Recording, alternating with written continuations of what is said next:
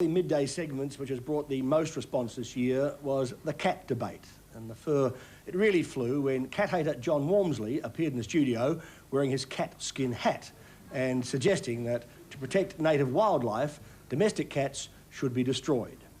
Now, we had tons of calls from outraged cat lovers who suggested that maybe you should have the same treatment for him. Well, one of my next guests may have the answer to the dilemma.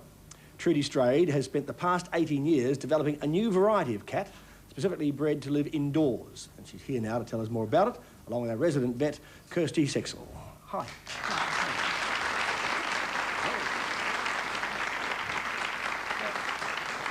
The big argument was that about domestic cats getting out, not just feral cats, but domestic cats getting loose in the yard, getting out and killing birds and other native wildlife. And so that was the argument why there should be cat-free zones and things like that. Now, what do you think of that? Well, I'm an ecologist by training, and it would seem to me that it's quite impossible to actually eliminate the feral cat population.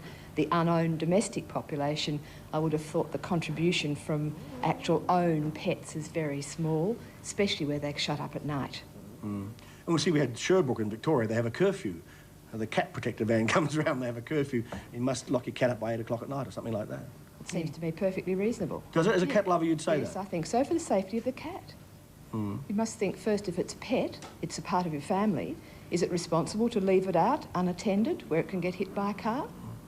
Or mauled by a dog? Mauled by a dog. Unfortunately, one of the hidden secrets of suburbia is how many cats are prey to people's pet dogs. And on the other hand, is it fair to have it going out and, well, mauling people's chooks, annoying their canaries, killing the wildlife? I agree. Yeah. Now, you went about developing this breed of indoor cats. I mean, why are these any different? Do you know that they don't mind being indoors and never getting outside? Well, how can you really say that? I do know that they'll live quite happily in, and many will choose to stay inside. I live on a property, I have a lot of house pets, and they really don't want to go outside. They really don't. They'd much rather be with people, and that's the secret. I bred cats that are primarily attached to being with people.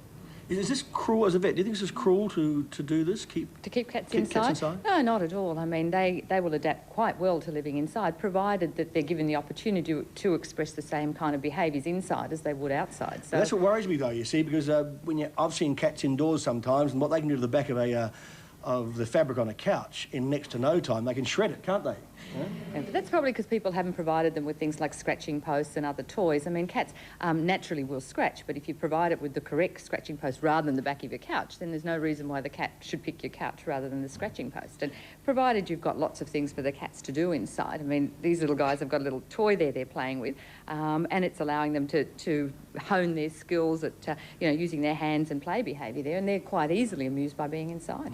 And also, I noticed when we've ever had cats as pets, we've always got two. So because they play with each other for hours until they get exhausted. They do, yes. That's really, really vital. The cat's got to be occupied, and quite often I say to people who come and they want to buy a spotted mist, I say, well, look, it's not really fair to leave it shut up inside from 7 a.m. to 7 p.m. First of all, it'll jump all over your head all night and annoy you because it wants to play with you, and secondly, it might start biting itself or wrecking the furniture or getting up and doing naughty things. For its interest, you should get yourself something else. Now, the breed you've put together here, an awful way to put it, but the spotted mist, you've used, what, Abyssinians? What others have you used? Oh, well, more than half was Burmese, because that was a good dose of good temperament to start with.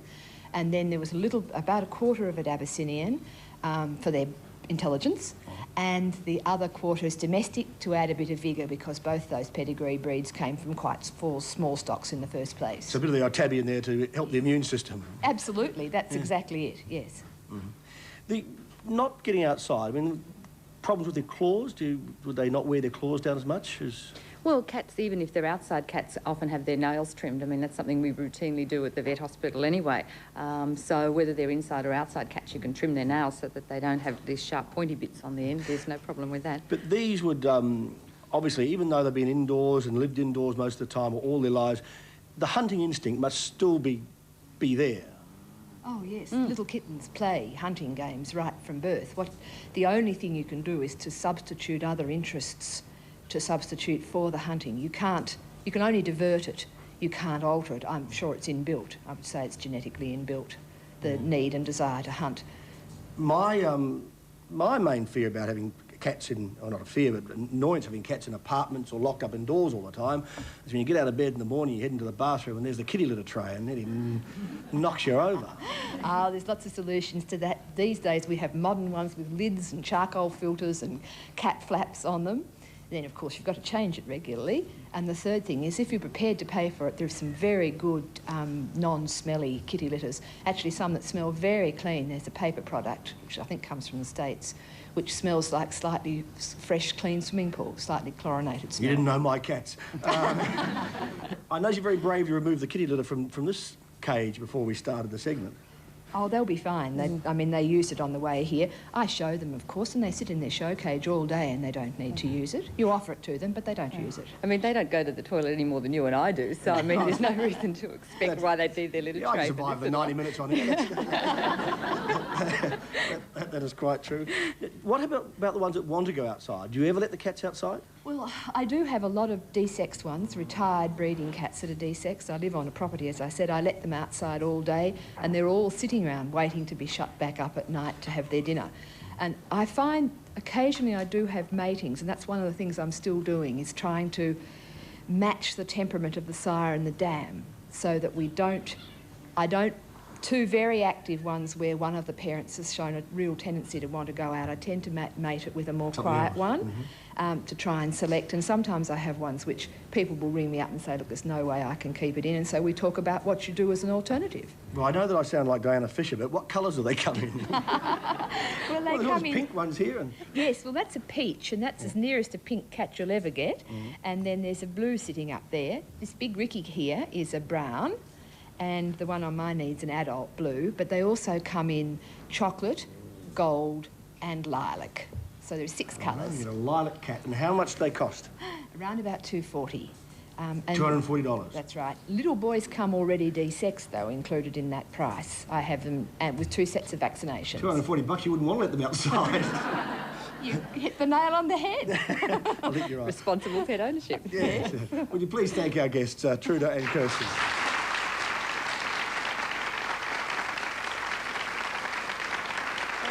More of Midday after the break.